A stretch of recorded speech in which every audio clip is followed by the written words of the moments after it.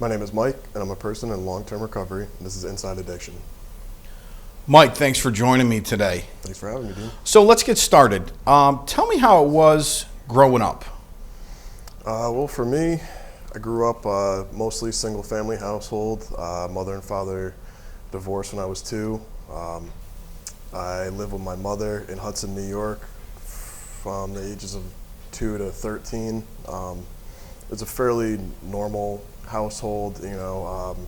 Most of my relatives, they drink to have fun, and so it was a big part of growing up. As I related alcohol and like smoking pot to like this is how adults have fun. So I think that was a big thing for me growing up, seeing that you're an adult when you're allowed to drink and when you can Kind of like a rite of passage. exactly. Yeah. So 2 to 13, pretty normal. I wasn't big on having many friends. I was kind of an introvert as a kid. I did a lot of, just spending time inside, games and reading and stuff like that. Not too many friends. Didn't really get involved in like organized sports or anything. Do you have any brothers or sisters? Yep, I have an older brother, an older sister, a younger brother, and a younger sister. My older sister is an active heroin addict. She's currently in jail right now. My older brother's an attorney. He's done very well for himself. And I have a younger brother and a younger sister that are both still in school. How was school for you? School for me was ordinary. I didn't participate much. I think I heard from maybe like 3rd, 4th grade all through high school was that, Mike, you're a real smart kid, but Oh, doesn't apply himself? doesn't apply himself. I hated that. You just don't apply yourself, and I think taking a look at like my self-worth back then, I really didn't believe what they said, that every teacher's got to say that to every student, that you're real smart, but you don't do shit. How were your grades overall? I mean, were you ever held back? Did you have to repeat any grades? I repeated 4th grade. I don't think that New York State, you can hold you back. It's kind of like a referral by the parent. Gotcha. My mother requested that I stay back, so I did. And the second time through, there was no problem. I retained information pretty well. That was never the problem. And looking back on it, it was I didn't put any work into it. I never really applied myself in school. And had I, I think I would have done fairly well. Right. Most of my grades were, barely passing. It was D's and C's all throughout school. That was pretty much, my experience with school up until high school. So junior high, nothing really sticks out? Not too much with junior high, no. It wasn't until high school, when things really started to change for me. I moved after 7th grade to Pennsylvania. Okay. I lived down there with my father, who was a retired detective. You say retired detective? Yes. So your brother's an attorney, and your father was a police officer? Yes. Okay. Yep, 20 years. He retired from the state of New Jersey. He's a detective in Ramapo. And very honest, very hardworking man. And when I moved in with him, things probably should have changed. Probably should have had more of a strict household, but it really wasn't the case. I feel like my father really wanted me to have the things that he felt that that I wanted for myself. I multiple times I'd go to him and say, like, I want to do football this year, I want to do baseball this year. And he would go out, and he was great. He'd get me all the equipment and take me to the practices, and I'd go like 2 or 3 practices, and I'm like, okay, I'm done with this. It was pretty much a consistent stream throughout my entire childhood of not applying myself to do anything, and just not being consistent with anything. So tell me about, how old were you the first time you used anything? And how did that come about? What were the circumstances surrounding that? The actual first time that I can remember having a drink, I was 5. I didn't get drunk. I believe somebody gave me a beer at a family party. They thought it was funny. I think they gave my little sister a beer too. She was like 1. But the first time I used intentionally to get high, to get drunk, was 15 years old. I was a freshman in high school. And you living with your dad at that point? Yep. I was living with him, and like all the kids, I took some liquor out of the cabinet, went for the white liquor, it's matched with water pretty well, did whatever it was, 7 shots of rum, and The first time you drank? yeah. You did 7 shots. Yeah, I don't know where I got the number from. I think somebody had told me like it takes 7 shots to get drunk. So I was like, well, then it's gonna take me 7 shots to get drunk. So he actually had 7 shot glasses in the cabinet. So I filled up 7 shot glasses with the rum, and I chased it with like a Pepsi or something. And I got drunk, and it was a school night. I think it was like a Monday or Tuesday night, and it was the greatest experience. Like for me, it was the weight, the pressure, like social anxiety, everything just kind of went away for me when I was No more drunk. introvert. Exactly. I was, AOL Instant Messenger was still pretty big then, and I think I hopped online and I was on AOL Instant Messenger, and I'm telling all my lame high school friends how drunk I was and how cool it was, and it was a good time. I didn't really do anything stupid or crazy. I think I was just like playing around on the computer all night, and I told myself, like, this feels so great. I want to feel this all the time. And I actually set out to get drunk before school the next day. Wow. Yeah, so I could experience that during school, and that didn't work out well for me. Why? Well, I woke up hungover, and I figured it would be, that right before I leave to go to school would be the best time to down 7 more shots. Yeah.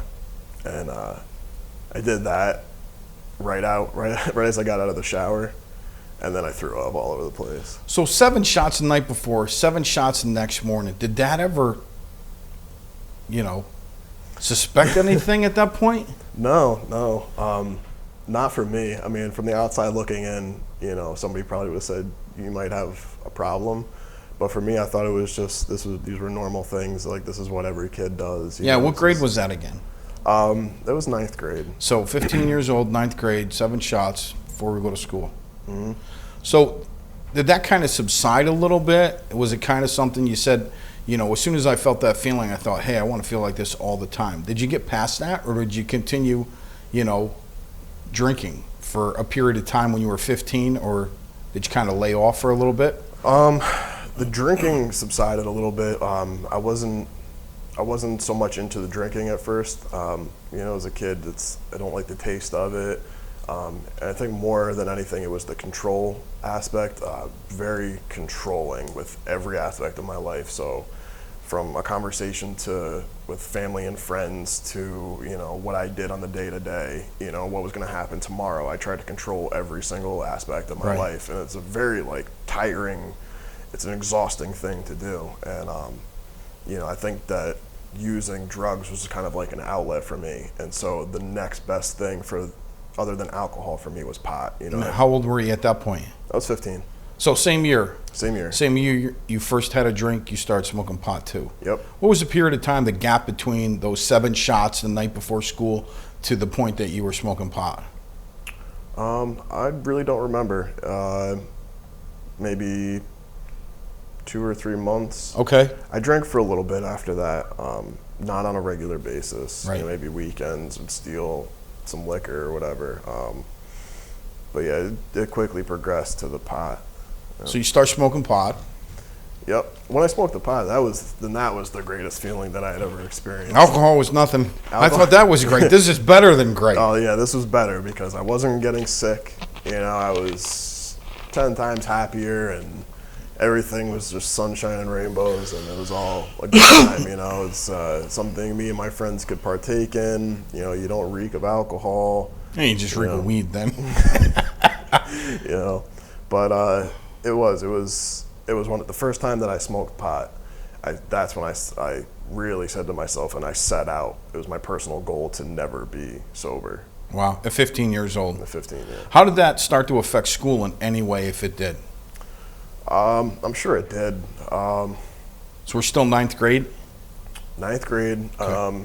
coming up on the end of ninth grade. That was April of ninth grade. I started smoking weed, and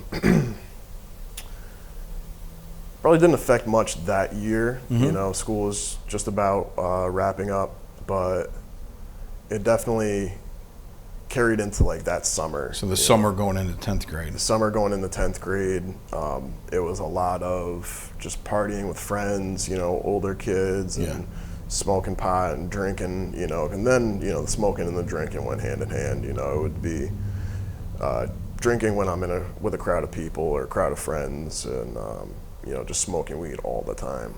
So that continued for a period of time, and did it progress to what next? Smoking weed and drinking carried on until I was about 17. At 17, I took prescription painkillers for the first time, and Were you injured, or how were you introduced to prescription painkillers? I was initially introduced to prescription painkillers through, you know, some associate of a friend. Just somebody had it. Somebody had it. Was like, hey, do you want to try this? You know, I did, and you know, I liked it. And when I felt that, it was, here I am again. You know, I like this feeling better than I like the alcohol, better than I like the weed. This is what I want to feel now. This is what I want to feel all the time for the rest of my life. Right. And it's kind of funny looking back on it now, but the group of people that I hung out with, when they noticed you starting to kind of fiend for like pills or anything, they'd say, "What are you, a drug addict?" You know, and like me, I'm trying to conform to be like everybody else. You know, I'm like, no, I'm not a drug addict, not at all.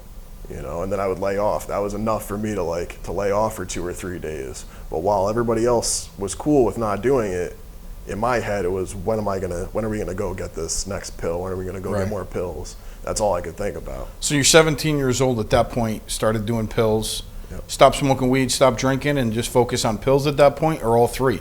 All three. You know, when I had the pills, when I was using the pills, smoking weed and drinking weren't really prevalent. It was just the pills.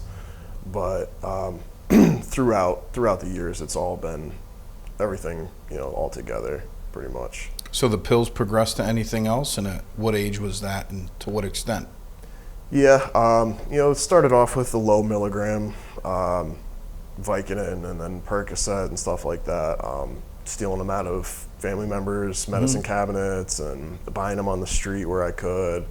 You know, and even at a young age, at 16, 17, like I had already started stealing from people to supply my pot habit, and then, you know, later on to supply the habit for pills. And burglarizing houses was huge when I was 17 and 18. I did a lot of that, and to supply that addiction. It eventually progressed to higher milligram pills, you know, the Roxys, the 30 milligrams, the OxyContin, and then that was pretty steady. It was steady for quite a few years. I ended up moving down to Florida with my father. A friend of mine in Pennsylvania had died senior year of high school, and that was kind of like, for me, I don't want to say an excuse, but I'd probably use it as an excuse to, you know, to fuel my addiction a little bit more. You know, I started spiraling down, really stopped listening to anybody's suggestions or anything they had to tell me. I was 18 now. You know, I used to say, I'm a grown-ass man. You're not going to tell me what I can and can't do. You know, looking back on it, like, I see kids that are 18 today, and I'm like, you're a kid, like, you know. But so we moved down to Florida to try and get away from all the craziness that I kind of created for myself. And you know, things only really got worse from there. You know, I brought myself with me, and ended up living with my father and my stepmother in Florida. I didn't like the rules. You know, my dad then tried to instill, like, you know, these are some rules you're gonna have. It's gonna be a little more strict down here, and I wasn't having it. So you know, Because you're 18 and you're a grown-ass man. grown-ass man, I can do whatever the fuck I want to do. How'd you get introduced to heroin? I got introduced to heroin when I moved back to New York State. It was actually after the first time I'd ever went to treatment. Okay. That I got introduced to heroin. So you went to treatment prior to getting introduced to heroin? Yes. So tell me about the progression of the pill use. Did it increase when you went to Florida? The things got worse? Things got worse. The pill use didn't actually increase when I moved to Florida. The cocaine consumption skyrocketed down there. Okay. Ecstasy consumption skyrocketed down there. It was all cheap and very available. My drinking consumption skyrocketed when I was in Florida. I was drinking every day. I would wake up and drink throughout the day. And you're 18 at this point? Yep. 18 into 19. I ended up leaving my dad's house and moving into, a trap house, a gang house. There's a lot of gang activity, selling drugs, and at that point, gang affiliated or just wrong place, wrong time? I don't know. I don't like using the word affiliated. I got you. I hear you. I had friends. Mm-hmm. They were friends. They were associates. These were people. They were people, honestly, that for what my best interests were at the time, what I felt my best interests were, they were looking out for my best interests. Almost became your family. Oh yeah, absolutely. These felt like brothers to me. It was I felt it was a solid group of guys. We all looked out for each other, and for me that really meant who's got money for beer, who's got coke, who's got this, who's got that. We get into a brawl somewhere. Who's got my back and whose back do I have? And I think that was probably the biggest reason why I was so accepted there. Is most of the time, my life was just fueled with like booze and narcotics when I was in Florida. So for me to just pop off on somebody and just get into a fight for really nothing serious, there wasn't anything. So they took that as like, look at this kid. This kid barely knows us, and he's willing to back us up. And I think that's why I was so accepted there. I was able to move up quickly there. I started off sleeping on the floor. It was there was like bed bugs and fleas and all types of shit all over the place. It was a party house. It was people still up drinking and getting high 6 o'clock in the morning. Mm-hmm. So you kind of had to earn your way, even to sleep on a couch. Oh yeah, I earned my way up to the couch and eventually to a bedroom. I had a bed, but it took a while to get there. And you end up back in New York ultimately.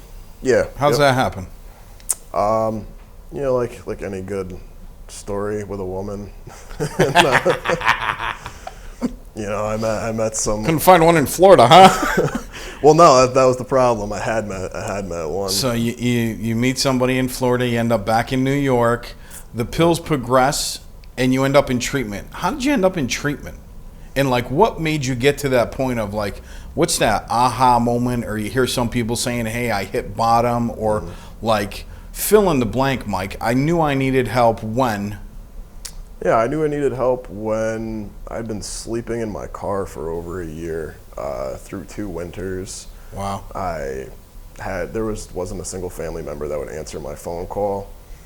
Father's a retired police officer. Yeah. Brother's an attorney. Mm-hmm.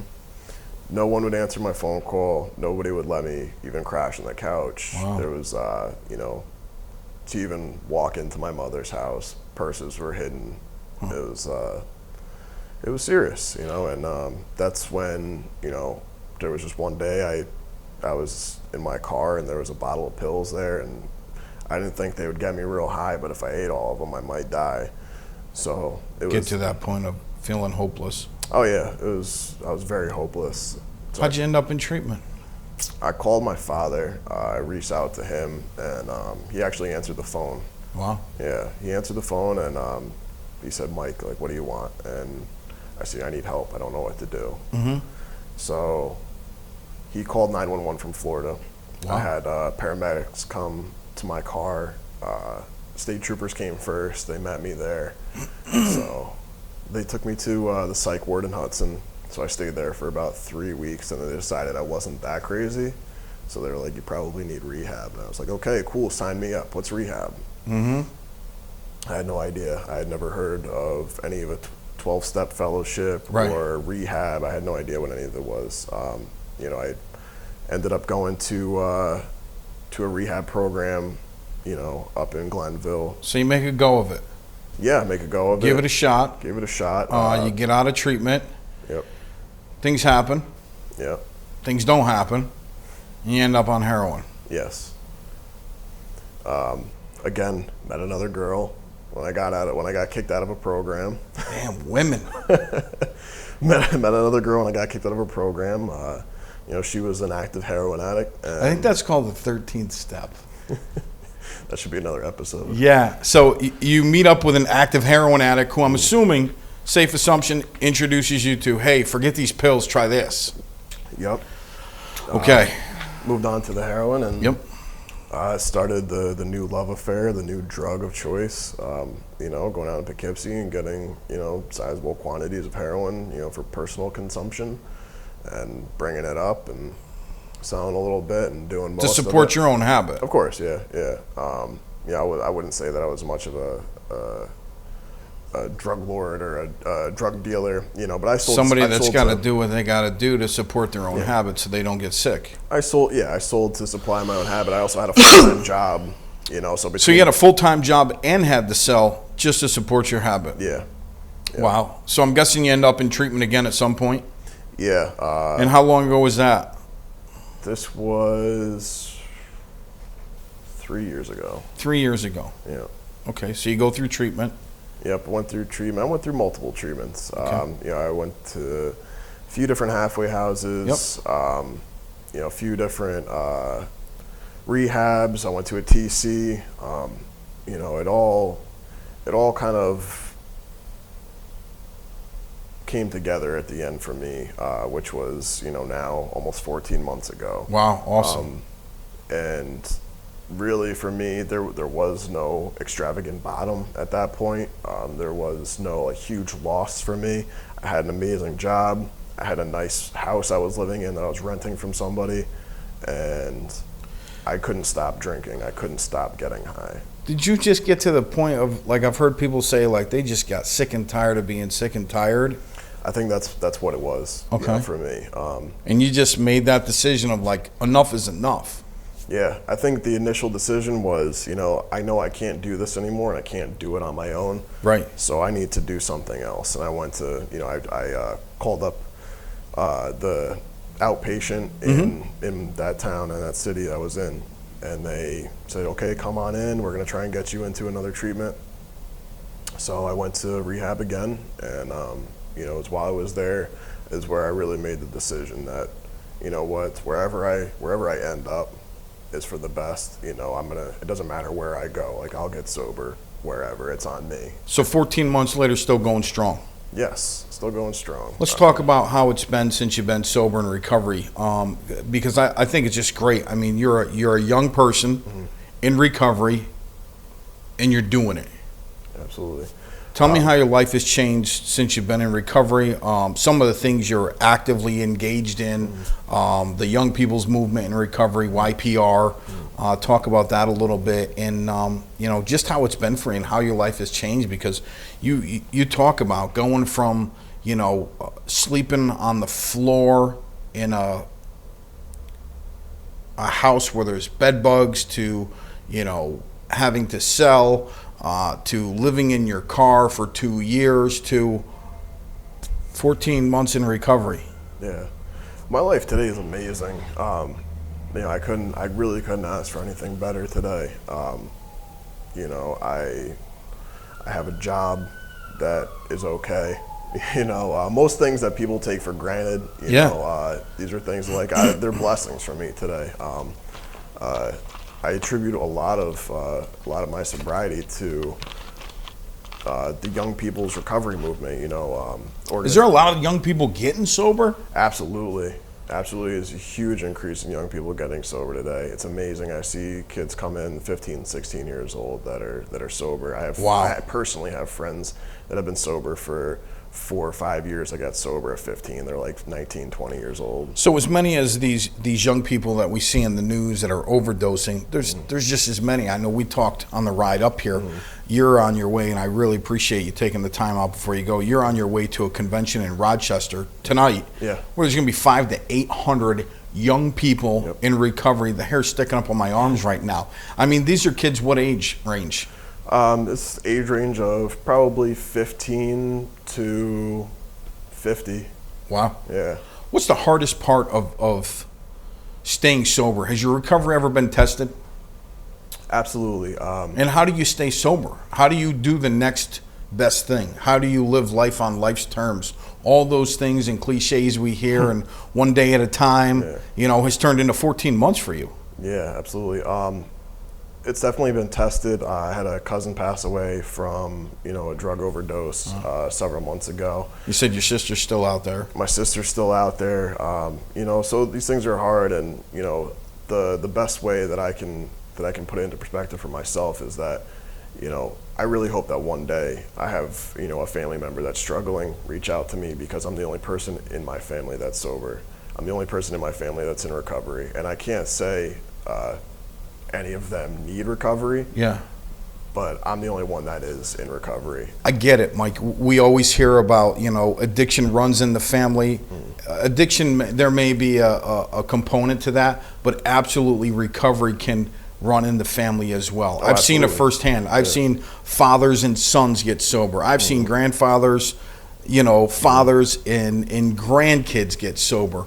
What advice would you give, Mike? This is your camera right here. What advice would you give to somebody, in particular a young person, that's still sick and suffering? Maybe they haven't gotten to the point where they're sleeping in a car. Maybe they haven't gotten to the point that they're sleeping on the floor in a building with bed bugs. It doesn't have to get that bad. What would be your message to somebody out there that's just experiencing the same struggle that you've experienced to get past it? I would have to say, just like Dean said, that it's not everybody has the same bottom. It doesn't need to be this huge, extravagant bottom. You don't have to be living, on the floor with bed bugs, with gang members in a trap house. You don't have to be sleeping in a car for over a year through 2 winters. If you experience those feelings of insecurity and loneliness and, just being truly sick and tired of being sick and tired, the best thing you can possibly do is just reach out and ask someone for help. And most anybody knows somebody that's in recovery or can help you get into recovery. So really, schools are huge. If you go to school and you ask a guidance counselor for help, they can point you in the right direction. There are kids that are in high school that go to rehab, and they have schooling in rehab and adolescent facilities.